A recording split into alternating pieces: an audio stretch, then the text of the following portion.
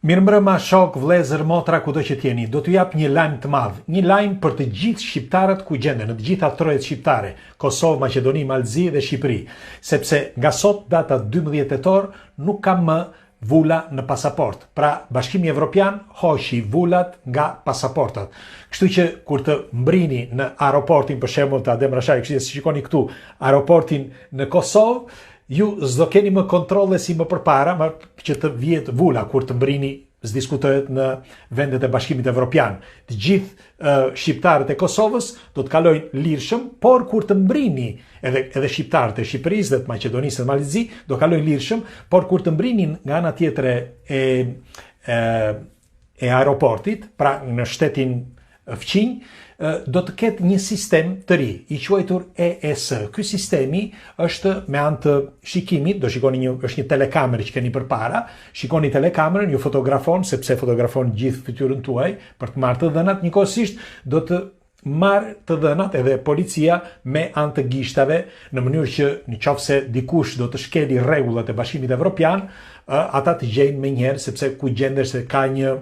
përcaktim të rrugës që ti do bësh, sepse do bësh një deklaratë se ku do shkosh.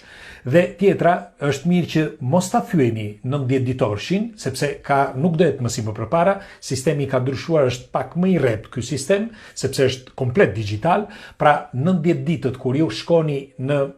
një shtet të Bashkimit Evropian, duhet të respektoni 90 ditorshin. Është mirë që ti bëni 88, me një fjalë, mos ta bëni 90, sepse mund të humbisni për shembull avionin dhe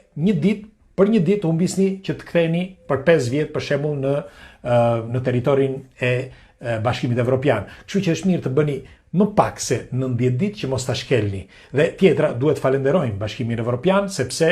ky është një lajm fantastik, pra 2 gëzime në një ditë, sepse dje fitoi kombëtarja kundër Serbisë, kurse sot fituan gjithë shqiptarët që s'kan mundësi, me një fjalë, që të shkojnë në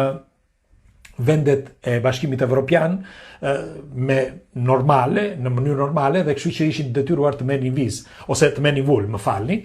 Mirë po, nga fillimi i vitit 2026 do ketë edhe një tjetër sistem, sepse e kanë spostuar, do t'ishte këtë vit, por e kanë spostuar. Sistemi i ri, pra nga viti 2026, i quajtur